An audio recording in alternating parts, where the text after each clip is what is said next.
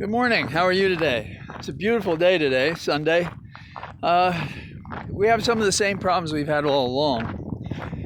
I've tried to think of what our current situation is like. And as a kid, my first neighborhood in the Bronx was 143rd and Willis Avenue. And the families there, they had some real problems. Nothing like what it was years after we left, but it was a hard neighborhood. I didn't know what that meant because I was a kid and it was whatever it was. But there were families that acted as if what happened in their house no one else knew about. It's like a secret. We don't know that this guy's beating his wife, that person's an alcoholic, this guy's a thief, those kinds of things. These people went on as if nobody knew that, but everybody knew that. And so what does that have to do with the Congress? Same thing. These guys on the Hill, including our friends among the Democrats, want us to believe that guy's my friend. We've had dinner for years together and we can work this out. Nope, they can't. Party discipline, particularly among the Republicans, is tougher than friendship, tougher than goodness, tougher than morality. Ignores the law, is brutal, and is not to be relied upon. So what kind of examples do we have? One of the best examples is recent because it played out exactly this way, I think. We have Senator Booker from New Jersey, and I believe he's a believer. I believe he felt very strongly that the reforms that were being proposed would deal with what happened across the nation, in which police did things to people like Floyd that made a difference. And so he wanted a law against chokeholds, a law against no-knock invasions, and he wanted to deal with qualified immunity. I believe he wanted to do all those things. But he tells us that he meets with his friend, Scott Forever, and we're negotiating. How much negotiating could there be? How complicated is this? Were these 5-minute meetings? Did they have staff meeting and they didn't meet at all and the staff was working this out and presenting it to them and getting nowhere? What was it? But the bottom line is Scott not only says we can't make an agreement, he gives interviews afterwards saying, "Oh, you're not getting the truth here." So basically, he's scoring Booker and Democrats as if they're misrepresenting the breakdown caused by Scott, who would never negotiate to a compromise, always wanted it his way or the highway. And meanwhile, Booker, God bless him, he plays the fool and he applauds Scott. Why? Call him out. Be candid. Be frank. Tell us what's going on in that family. That is the Congress.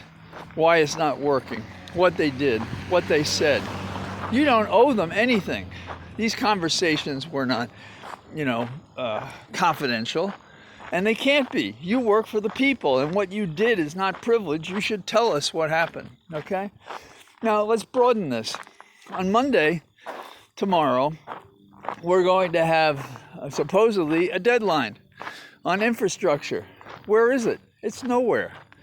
They're going to have to kick the date down the road, and in the meantime, try to figure out some way to pass the budget reconciliation bill, which is at, name your number, 4 trillion, 3.5 trillion, 2.2 trillion, 1.75 trillion, 1 trillion. And who's going to approve it? Is S&M going to approve it? No, it's not. Why aren't we talking frankly? That is, including about Sinema and Manchin. There's nothing like sunlight. And finally, the worst of it all is the discussion from the White House that you're thinking we're going to look at each thing, we're going to decide what we're going to produce, and so forth. Stop the music. Tell us what's in that information about what role Trump and his cronies played in the insurrection. Pretty busy on the road right now. That's what there should be. We're going to do everything we can to cooperate. That's the kind of message. We're going to get this out of here as quickly as possible. Everybody's going to get their hands on it. They're all going to know about it. And Here's another reason. Once again, it's private parties. That is, we have the book Peril by Woodward and Costa. And I'm working my way through it, and it's a good read, and I commend it to everyone.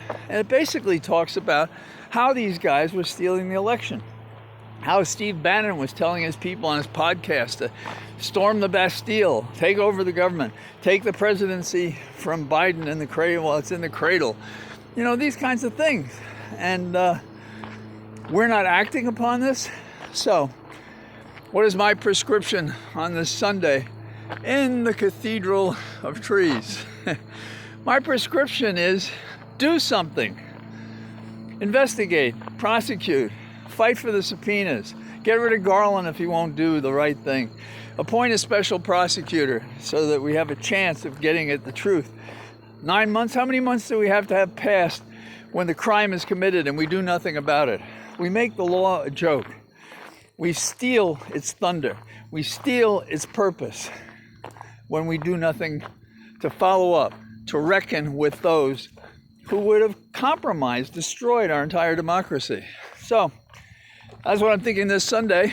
And John and I are going to talk about the book Peril and what we think about what it says in there in our podcast. So catch that as well. All the best. Talk to you. Bye-bye.